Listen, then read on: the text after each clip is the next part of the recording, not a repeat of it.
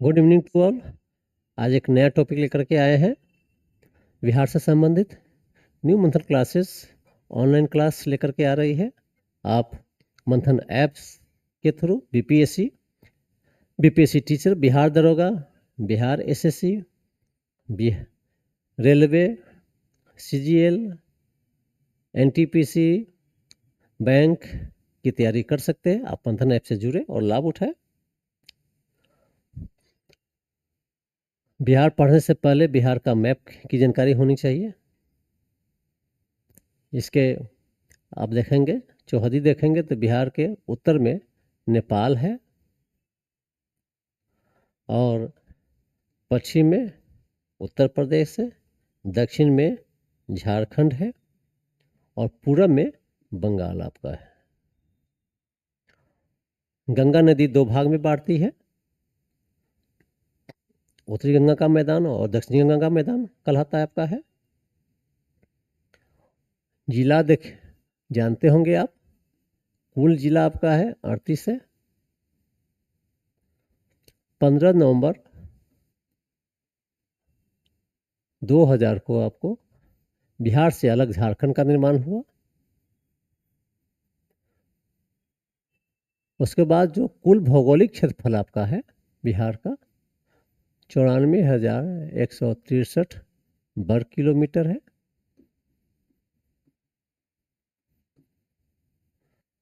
और झारखंड के अलग होने से झारखंड के बारे में जानते हैं कि जो भी खनिज संपदा था वो झारखंड में स्थित था। खनिज के मामले में बिहार बहुत कम, यहाँ पर बिहार में खनिज बहुत कम पाई जाती है, वह अलग टॉपिक में देखेंगे हम लोग। तो खनिज क्षमता वाले क्षेत्र झारखंड के अलग होने से सिर्फ बिहार का जो रिसोर्सेस आपका है वह क्या हो गया है, जल बचा, जन बचा और जमीन बचा आपके पास। अर्थात बिहार पूर्ण रूप से एक कृषि प्रधान राज्य बन गया, पूर्ण रूप से। साथ ही साथ बिहार आप जानते हैं कि लैंडलॉक्ड आपका है चारों तरफ से, इसकी कोई भी सीमा समुद्र से नहीं जुड़ती है। लैंडलॉक्ड इसलिए कहाता है, भूमि से घिरा हुआ है। और आप इसको देखने के इस तरह से प्रयास करें कि उत्तर में बिहार के गंगा के उत्तर में कौन कौन सा जिला है, फिर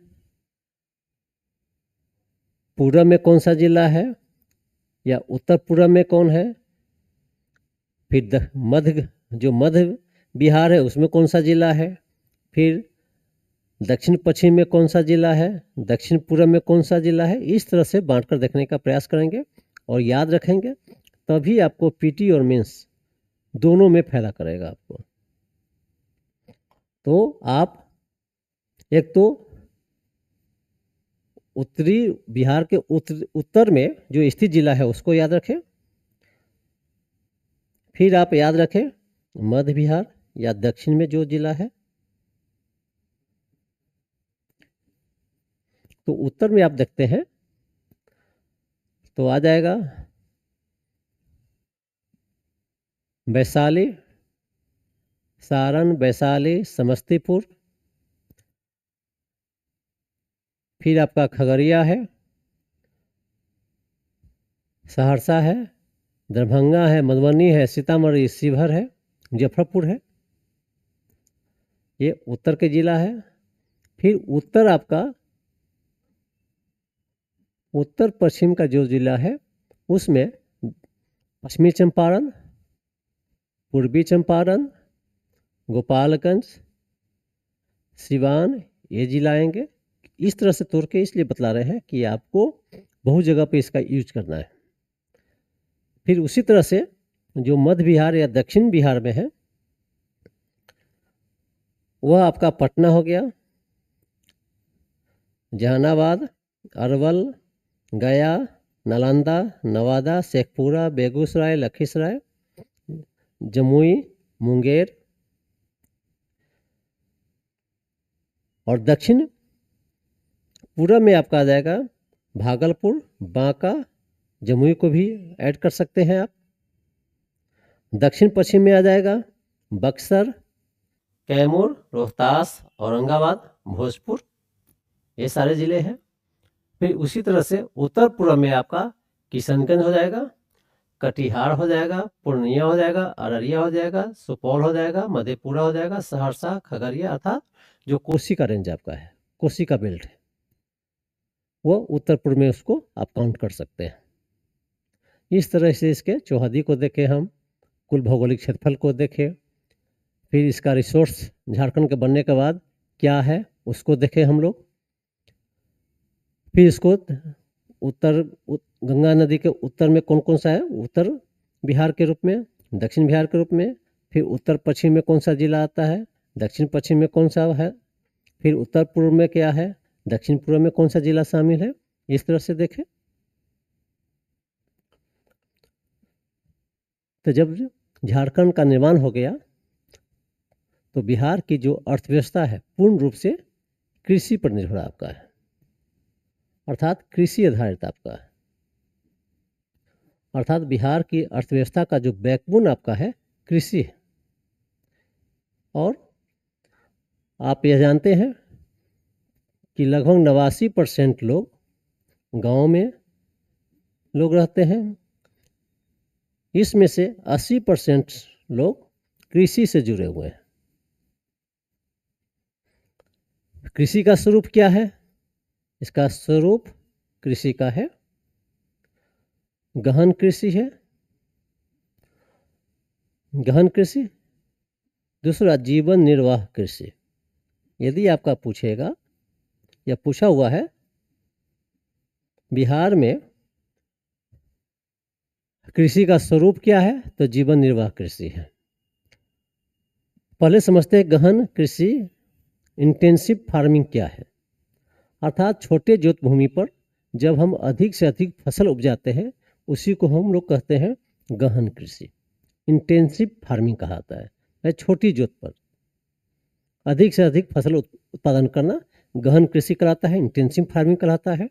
और दूसरा है जीवन निर्वाह कृषि, अर्थात जो कृषि फसलें उत्पादित की जाती है और सभी फसलों का उपयोग जब किसानों के द्वारा स्वयं की जाती है उसी को कहा जाता है जीवन निर्वाह कृषि। अर्थात जो उत्पादन की जाती है उस उत्पादन का अधिकांश हिस्सा अपने उपयोग कर लिया जाता है, क्योंकि जो भूमि है छोटी छोटी जोत के आकार का है।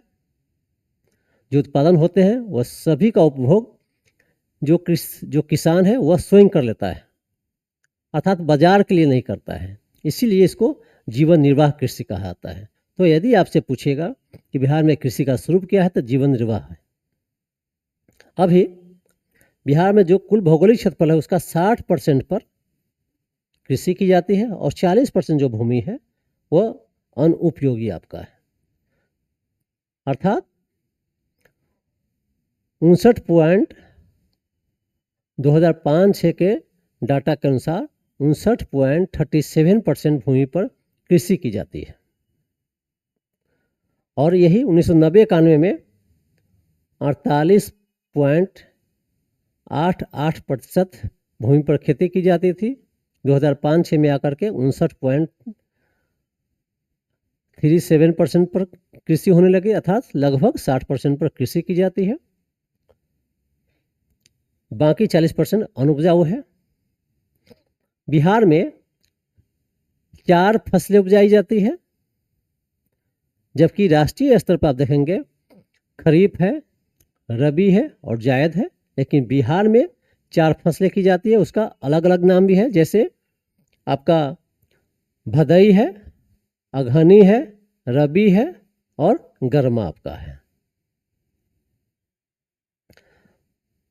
अर्थात जो भदई आपका है,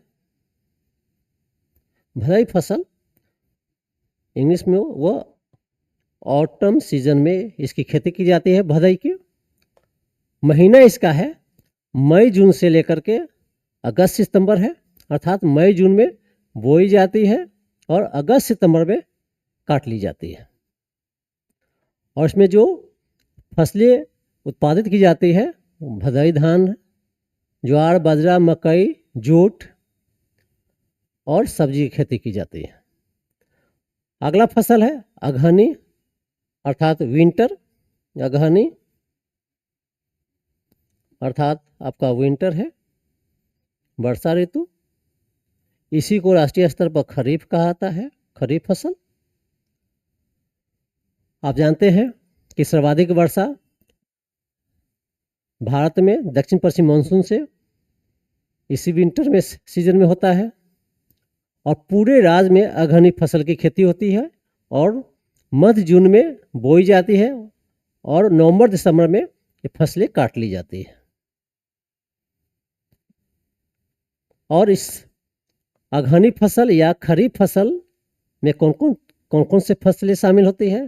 धान, ज्वार, बाजरा, अरहर, गन्ना, ये सारे फसल शामिल है। ये फसल याद करके रखिएगा क्योंकि अगहनी में या खरीफ फसल, खरीफ के समय में जो खरीफ फसल है या विंटर सीजन में वैसे फसलों की खेती की जाती है जिसके लिए अधिक टेम्परेचर की जरूरत होता है, अधिक पानी की आवश्यकता होती है, वैसे फसल का उत्पादन किया जाता है। तीसरा है रबी या स्प्रिंग। रबी या अर्थात स्प्रिंग सीजन में रबी फसल की खेती की जाती है। आप जानते हैं कि अक्टूबर नवंबर में यह बोई जाती है और अप्रैल में काट ली जाती है। अर्थात रबी फसल के तहत रबी जो फसलें हैं उसके लिए टेम्परेचर कम की आवश्यकता होती है, पानी की भी आवश्यकता कम होती है, यह जाड़े में होती है। और इसमें जो गेहूं है, जौ है, दलहन है, तिलहन है, ये सब फसलें शामिल हैं। फिर इसी तरह से जो गर्मा फसल है जिसको जायद फसल कहा जाता है वह समर सीजन में इसकी खेती की जाती है। और इसमें जो फसल शामिल है वह है गर्मा धान। बाकी आप जो जायद फसल आप जानते हैं वो है जैसे परवल है, खीरा है, ककड़ी है, तरबूज है, खरबूज है, ये सारे फसलें आती है। और इस बार यहाँ से बीपीएस में जो चारा शामिल था जो जायद फसल के अंतर्गत शामिल है वही पूछे हुआ था और उस जायद फसल का ही दूसरा नाम बिहार में है गर्मा फसल। अर्थात समर के सीजन में इसकी खेती की जाती है। अर्थात यहाँ पर 4 फसलें उपजाई जाती है। एक भदई ऑटम सीजन में, दूसरा है अगहनी है विंटर सीजन में की जाती है, तीसरा है रबी है स्प्रिंग सीजन में और चौथा है गर्मा समर सीजन में। और अगहनी को ही हम लोग खरीफ कहते हैं, फिर गर्मा को ही हम लोग जायद फसल कहते हैं।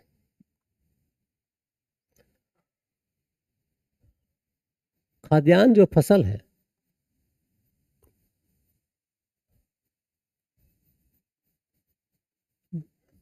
अर्थात जो फूड क्रॉप आपका है, जो मुख्य फूड क्रॉप आपका है वह धान है, गेहूं है, मक्का है। धान जान रहे हैं यह खरीफ फसल है, गेहूं जानते हैं यह रबी फसल है, मक्का खरीफ फसल है। तो बिहार का जो मुख्य फसल यदि पूछेगा तो धान है, उस पहला स्थान पर धान है, उसके बाद गेहूं है, उसके बाद तीसरा है मक्का आपका है। बिहार में सबसे अधिक क्षेत्र पर धान की खेती होती है, सबसे अधिक भूमि पर धान की खेती की जाती है। और धान की भी खेती किस किस सीजन में? भदई, अगहनी और गर्मा, तीनों। भदई आप जान रहे हैं कि भदई आपका ऑटम सीजन में की जाती है अगहनी, खरीफ या खरीफ, जो अगहनी फसल है वह विंटर सीजन में, गर्मा आपका है या समर सीजन में इसकी खेती की जाती है। अर्थात भदई, अगहनी, गर्मा, ये तीनों अर्थात ऑटम, विंटर, समर तीनों ऋतु में धान की खेती की जाती है। और उत्तर और पूर्वी भागों में, अर्थात जो उत्तर में जो जिला स्थित है और पूर्वी जो जिला स्थित है पूरब में, उत्तर बिहार का भी पूर्वी हिस्सा, दक्षिण बिहार का भी पूर्वी हिस्सा में आपका ये भदई खेती की जाती है, भदई धान की। बाकी जो अगहनी है जो विंटर में की जाती है वो पूरे राज्य में की जाती है, अर्थात पूरे राज्य में अगहनी होता है। अर्थात भदई आपका उत्तर और पूर्वी बिहार में, अगहनी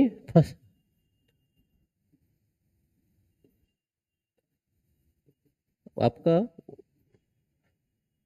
विंटर में, अगहनी जो फसलें हैं पूरे बिहार में की जाती है।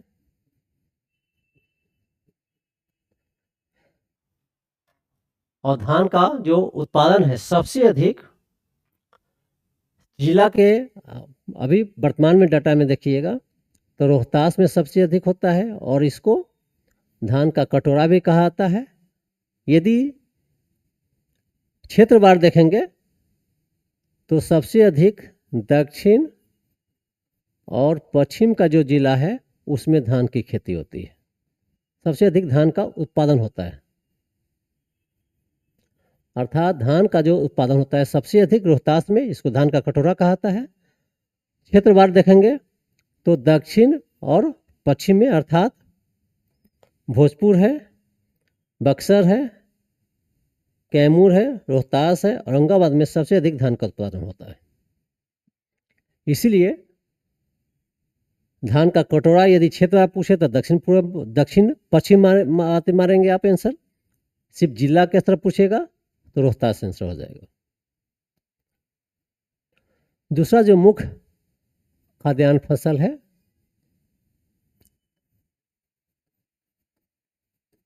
वह गेहूं है। यह स्प्रिंग सीजन में इसका उत्पादन किया जाता है और इसके बारे में जानते हैं कि इसके लिए टेम्परेचर कम चाहिए, वर्षा कम चाहिए और यह रबी फसल के अंतर्गत आता है। यह बिहार में धान के बाद सबसे अधिक उत्पादन इसी रबी फसल का होता है। यह महीना में आप देखेंगे नवंबर दिसंबर में यह बोई जाती है, नवंबर दिसंबर में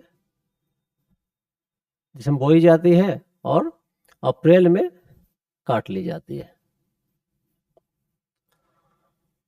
2006-07 का डाटा देखेंगे आप तो सबसे अधिक गेहूं का उत्पादन रोहतास में रहा। पर हेक्टेयर के दृष्टिकोण से सबसे अधिक उत्पादन रोहतास में हुआ। फिर इसी तरह से अर्थात रोहतास आपका 2005-06 के डाटा के अनुसार रोहतास प्रथम स्थान पर आपका है। वैसे आप देखेंगे क्षेत्रफल के आधार पर तो चंपारण हो गया। तीसरा जो खाद्यान्न फसल है, प्रमुख खाद्यान्न फसल, वह मक्का है, मैज है और यह भी खरीफ फसल है।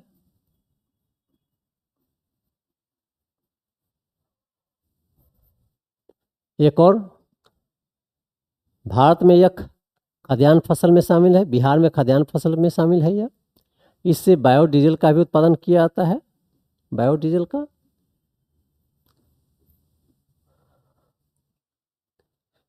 अर्थात तीसरा जो प्रमुख खाद्यान्न फसल मक्का है और यह भी, इसका जो उत्पादन होता है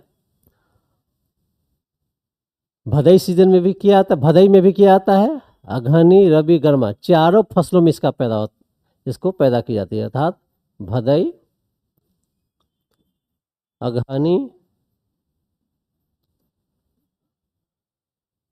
रबी, भदई, अगहनी, रबी और गर्मा। लेकिन आप इसको रबी में शामिल नहीं करेंगे, आप सिर्फ भदई, अगहनी और गर्मा फसल इसको कहा जा सकता है। भदई तो जानते ही हैं, ऑटम सीजन में इसका उत्पादन होता है। अगहनी आपका विंटर सीजन की फसल है। गर्मा आपका समर सीजन की फसल है। और वर्तमान में इसका जो उत्पादन सबसे अधिक हो रहा है, यह अररिया में हो रहा है, किशनगंज में हो रहा है, पूर्णिया है, कटिहार है। इन जिलों में कोसी के रेंज में इसका सबसे अधिक उत्पादन हो रहा है।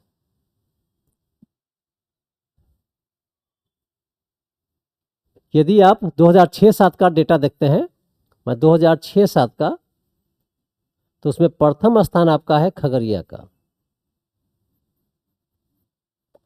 दूसरा जो स्थान है वह समस्तीपुर का है। तीसरा है बेगूसराय है। लेकिन आप इसको न्यू डाटा से पढ़ने का प्रयास करेंगे तो न्यू डाटा में अररिया है 2022-23 में। मक्का का उत्पादन सबसे अधिक अररिया में हुआ, अररिया। उसके बाद आपका किशनगंज है दूसरे स्थान पर। तीसरे स्थान पर आपका पूर्णिया है। अर्थात न्यू डाटा देख करके तब इस बिहार में किस फसल का उत्पादन किस जिला में अधिक हो रहा है, न्यू डाटा के अनुसार आप तैयार करेंगे। तो इस तरह से देखें कि बिहार का जो मुख्य खाद्यान्न फसल है धान, गेहूं और मक्का। अब जो मोटा अनाज है, मोटा अनाज में शामिल करते हैं हम लोग है मक्का, मिलेट है, ज्वार, बाजरा,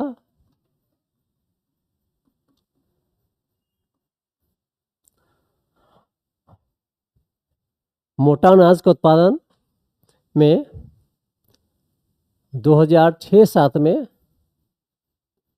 प्रथम स्थान पर मधुबनी रहा।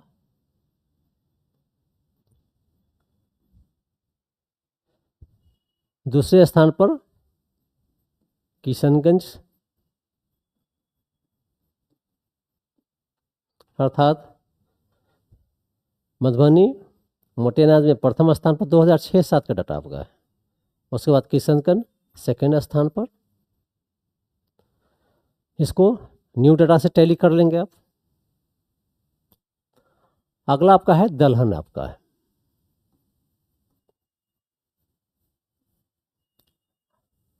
दलहन में फसलें कौन कौन सा शामिल है?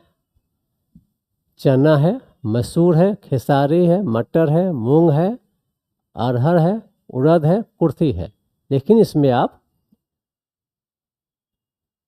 आपको मूंग और अरहर यह पूछता है, एक खरीफ फसल के अंतर्गत आती है आपका है। बाकी आपका जो भी दाल है, दलहन है, रबी फसल है। और वर्तमान डाटा के अनुसार 2022-23 के अनुसार जो दलहन का उत्पादन सबसे अधिक पटना में होता है, अर्थात प्रथम स्थान पर पटना है।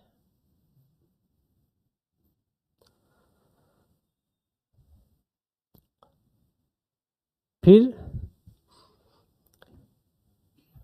दूसरे स्थान पर औरंगाबाद और तीसरे स्थान पर कैमूर है। 2006-07 में भी आप देखेंगे, 2006-07 में भी प्रथम स्थान पर पटना था। दूसरे स्थान पर औरंगाबाद था, औरंगाबाद।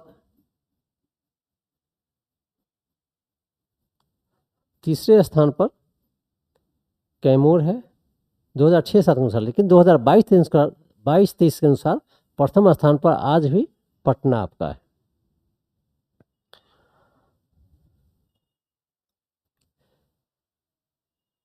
कॉमर्शियल क्रॉप या व्यावसायिक फसल या बाजार के लिए उत्पादन, तो कॉमर्शियल क्रॉप या व्यावसायिक फसल वैसे फसल को कहा जाता है जिसका उत्पादन बाजार के लिए किया जाता है। इसमें आपका आता है गन्ना है, जूट है,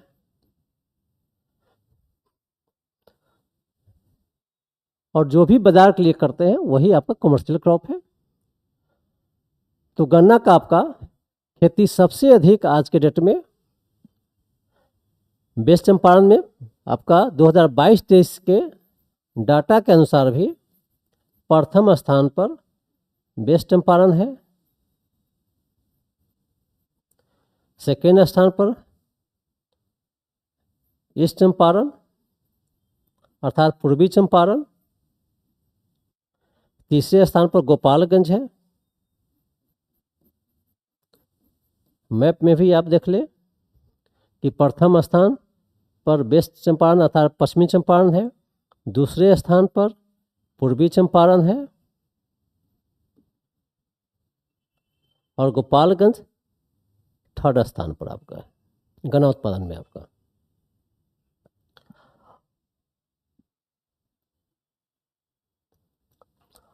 अगला आपका है जूट है।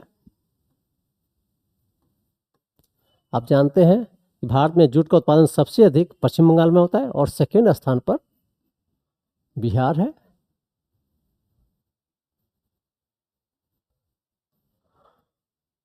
और यह भी जूट क्या है, खरीफ फसल है।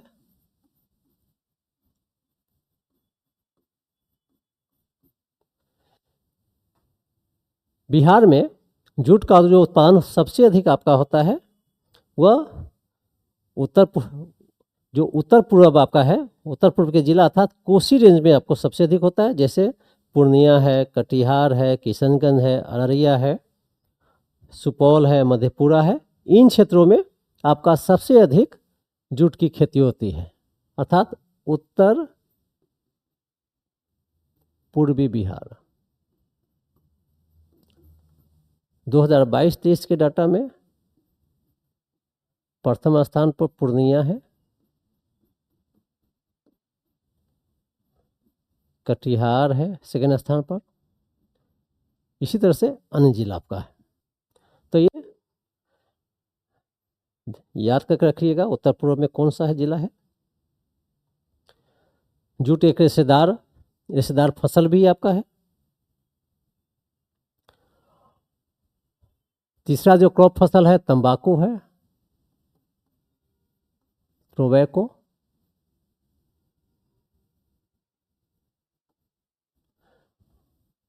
इसका सबसे अधिक उत्पादन आपका 2022-23 में भी 2022-23 में भी समस्तीपुर, दूसरे स्थान पर वैशाली आपका है। फिर आपका अन्य जगह पर भी होता है जैसे दरभंगा है, पटना, भागलपुर, मुंगेर, मुजफ्फरपुर। तो जो मुख्य रूप से इसका सबसे अधिक उत्पादन होता है उत्तर बिहार में, उसमें भी आपका समस्तीपुर है, प्रथम स्थान पर है। उसके बाद वैशाली आपका सेकेंड स्थान पर है। वैशाली आप सिगरेट फैक्ट्री आप जानते हैं कि मुंगेर में आपका था, अभी बंद हो चुका है। और तंबाकू के बारे में जानते हैं, इसे अधिक कैंसरस प्लांट कह सकते हैं, इसे कैंसर की बीमारी होती है। सब्जियां, फल और मसाला आप देखेंगे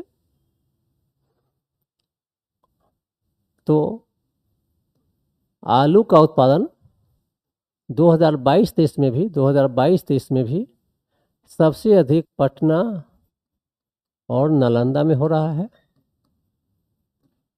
पटना फर्स्ट स्थान पर है, नालंदा सेकेंड स्थान पर है। अर्थात पटना आपका आलू के उत्पादन के दृष्टिकोण से नालंदा सेकेंड स्थान पर है।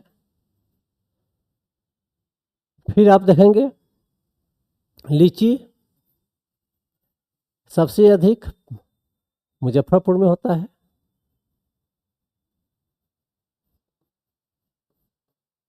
सेकेंड स्थान पर आपका वैशाली है। अर्थात मुझे लीची के दृष्टिकोण से, लीची के उत्पादन के दृष्टिकोण से फर्स्ट स्थान पर आपका मुजफ्फरपुर है। फिर आप देखेंगे प्याज भी आपका पटना है, नालंदा है। पटना और नालंदा में सबसे अधिक प्याज का खेती होती है।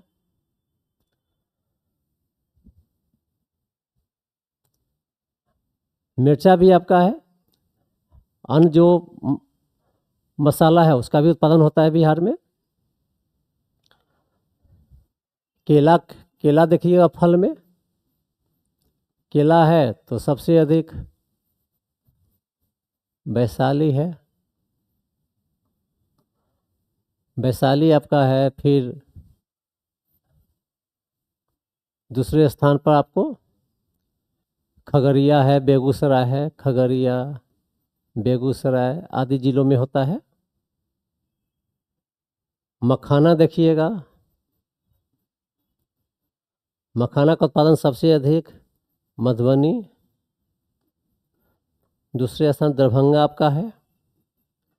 लेकिन इसका उत्पादन पूरे आपका जो नॉर्थ ईस्ट आपका है सभी जिलों में होती है, लेकिन सबसे अधिक उत्पादन आपका दरभंगा और मधुबनी में होता है। अर्थात फर्स्ट स्थान पर मधुबनी है, उसके बाद दरभंगा है। और इसका जो कच्चा माल होता है उसको गुड़िया कहा जाता है। इसके रॉ मटेरियल को गुड़िया कहा जाता है।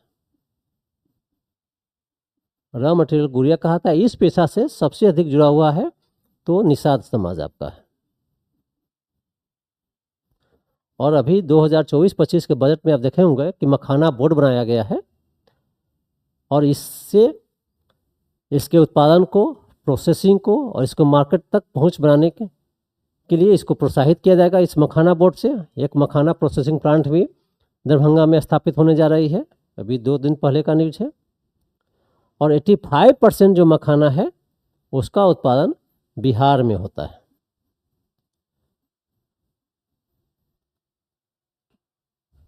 फिर इसी तरह से आम देखेंगे आप तो भागलपुर का जो आम जर्दालू आपका है,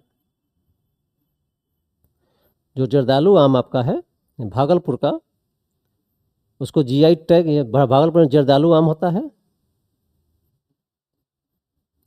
इसको जीआई टैग भी मिला हुआ है। जर्दालू आम को जीआई टैग मिलने से क्या हुआ कि इसकी प्रसिद्धि मिल गई, इसके उत्पादन को भी बढ़ावा दिया जाएगा आपका।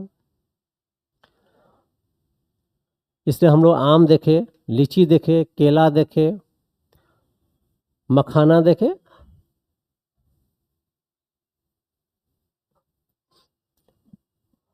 अब हम लोग देखते हैं कि बिहार में मतलब इसका बिहार के जो कृषि है, अर्थात बिहार की जो अर्थव्यवस्था है कृषि प्रधान है, इसका बैकबोन कृषि है। लेकिन बिहार का जो कृषि है पिछड़ा हुआ है।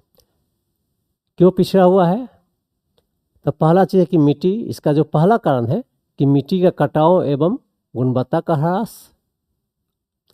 अर्थात जब भारी वर्षा होती है या बाढ़ आती है उससे क्या होता है कि मिट्टी का कटाव होता है। साथ साथ जो रासायनिक खादों का जो अधिक उपयोग हो रहा है उससे भी मिट्टी में क्षरण देखा जा रहा है। तो मिट्टी कटाव के कारण इसके गुणवत्ता में ह्रास हुआ है, कमी आई है। यह भी कृषि के पिछड़ापन की एक कारण है। दूसरा है अभी बिहार के कृषि में अभी उत्तम क्वालिटी का बीज का उत्पादन, बीज का यूज नहीं हो रहा है और उसका यूज हो भी रहा है तो कम मात्रा में हो रहा है। इसके कारण भी उत्पादन पर हेक्टेयर अन्य राज्यों की तुलना में कम है, अर्थात अच्छा क्वालिटी के बीज का उपयोग अधिक से अधिक नहीं होना। फिर खेती का छोटा आकार है, अर्थात बिहार में जो 80 से 86% भूमि सीमांत जोत के अंतर्गत आती है, अर्थात 1 हेक्टेयर से कम इसका आकार है, आकार की भूमि है। तो जो कम आकार की जो भूमि के होने के कारण वह लाभदायक नहीं होता है। और यह भी, और इसमें आप वैज्ञानिक तरीके से खेती नहीं कर सकते, क्योंकि खेती का जो आकार होता है, जोत का जो आकार होता है वह छोटा होता है। उसमें कोई भी किसान अधिक खर्च करके आधुनिक तकनीक का यूज नहीं कर सकता है। तो जो खेत का जो छोटा आकार है, अर्थात अधिकांश जो खेत है सीमांत जोत के अंतर्गत आती है, 1 हेक्टेयर से कम का आती है, यह भी बिहार के कृषि के पिछड़ापन के कारण आपका है। फिर किसानों में रूढ़िवादिता आपका है, अर्थात बहुत देरी से अब जाकर के बिहार के जो किसान हैं, अभी भी अधिकांश किसान जो पुराने तरीका से खेती कर रहे हैं, कुछ किसानों ने आधुनिक तरीका से खेती करना शुरू किया है। तो पुराने तरीका से जो खेती हो रही है उसके कारण भी बिहार का जो कृषि है पिछड़ा हुआ है। सिंचाई की समस्या, अर्थात अभी भी जो बिहार में सिर्फ 46% भूमि पर ही सिंचाई की सुविधा है, इसके कारण भी बिहार की कृषि पिछड़ा हुआ है आपका है। और आप जानते ही हैं कि बाढ़ की समस्या, सूखा की समस्या, अभी ग्लोबल वार्मिंग देख रहे हैं, तो उत्तर बिहार का अधिकांश जिला बाढ़ से ग्रसित रहता है, जबकि दक्षिण का जिला सूखा से प्रभावित होता है। और यह एक डाटा है कि बिहार का जो कुल भूमि है उसका 64 लाख हेक्टेयर भूमि बाढ़ग्रस्त क्षेत्र है, अर्थात योजना आयोग के अनुसार बिहार में 64 लाख हेक्टेयर भूमि बाढ़ग्रस्त आपका है। इसके कारण भी बिहार में कृषि का उत्पादन पर प्रभाव पड़ता है। साथ साथ जो अन्य कारण आपका है पूंजी का अभाव, अर्थात अभी भी बिहार के किसानों को समय पर खेती के समय पूंजी का अभाव आता है। और एक रिपोर्ट भी अभी हाल में आया है जिसमें कहा गया कि बहुत अभी भी ग्रामीण क्षेत्रों में अधिकांश लोग देसी साहूकार से ऋण लेते हैं और खेती करते हैं। जनसंख्या का आकार भी अधिक है, अर्थात जितना क्षेत्रफल है बिहार का 94,163 वर्ग किलोमीटर है, लेकिन जनसंख्या के दृष्टिकोण से यह तीसरा राज्य है और क्षेत्रफल के आधार पर 12वां राज्य है। तो स्वाभाविक है कि आप जान रहे हैं कि जमीन पर, भूमि पर कितना दबाव है। तो जनसंख्या भी ये कारण है, क्योंकि अधिकांश लोग कृषि से जुड़ा हुआ है और कृषि उतना लाभदायक नहीं है। कृषि में उत्पादकता कम है, उत्पादकता कम होने के कारण भी कृषि आपका बिहार में जो कृषि है जितना उसमें निवेश करना चाहिए किसान निवेश नहीं कर पा रहे हैं। इसके कारण बिहार का कृषि पिछड़ा हुआ है। और आर्थिक सामाजिक समस्याएं भी है, ये भी कृषि के विकास में बाधा पहुंचाती है। अर्थात ये सारे कारण आप जो बतलाएं वो आपका बीपीएससी में पूछ सकता है और बीपीएससी मेंस के लिए उपयोगी है यह बिहार में कृषि की समस्या। तो इस तरह से आज हम लोग देखें कृषि के संबंध में। एक कृषि कैलेंडर भी आपको पढ़ना है इसमें। तो जैसे मध्य जून में आप जानते हैं कि बिहार में जो मानसून का आगमन होता है 15 जून तक होता है आपका है। ये जो पहले से माना गया है 15 जून तक दक्षिण पश्चिम मानसून पहुंच जाती है। और इसी सीजन में जुलाई से खरीफ फसल की बुआई होती है और अगस्त में धान के बीज को रोप दिया जाता है, ट्रांसप्लांट कर दिया जाता है और सितंबर में यह फसल तैयार होता है। सितंबर में तैयार होता है, फिर आपका जनवरी में, नवंबर दिसंबर में रबी फसल बोई जाती है और जनवरी में उसमें निकोनी की जाती है और मार्च अप्रैल में काट लिया जाता है। यह इस तरह से कृषि कैलेंडर आपका है। ये आपका यदि पूछना चाहेगा तो यहाँ से पूछ सकता है कि कब कृषि कार्य शुरू होता है, कब धान को ट्रांसप्लांट किया जाता है, कब तैयार होता है, कब काट लिया जाता है, कब रबी फसल लगाई जाती है, फिर उसमें निकोनी कब की जाती है, कब काट लिया जाता है। खरीफ और रबी के बारे में इस तरह से हम लोग बिहार में कृषि देखें, कृषि की समस्या देखें, कृषि कैलेंडर देखें और आगे फिर देखेंगे अगला वीडियो में फिर कृषि से रिलेटेड। आप यहाँ मैप देखेंगे तो देखिए उत्तर पूर्व में आप देखिएगा चावल, गेहूँ, गन्ना, पूरे गंगा से सटा हुआ आपका जो भी क्षेत्र है, चावल, गेहूँ, मक्का, अर्थात यहाँ पर आपका है गन्ना देख रहे हैं उत्तर पश्चिम में है, चावल, गेहूँ, चना दक्षिण पश्चिम में है, मध्य बिहार में चावल, गेहूँ, जौ, फिर आपका दक्षिण पूरब में गेहूँ है, चावल है, पटसन है, अर्थात पूरब जो भी बिहार का जो पूर्वी हिस्सा है उसमें आपका पटसन है, देख रहे हैं। चावल, गेहूँ तो हो ही रहा है, अर्थात चावल, गेहूँ की खेती पूरे बिहार में होता है। पटसन आपका या जूट कहिएगा पूर्वी बिहार में आपका, विशेषकर कोसी रेंज में। गन्ना के लिए आपका उत्तर पश्चिम में है, चंपारण का डिस्ट्रिक्ट मुख्य रूप से है पूर्वी और पश्चिमी।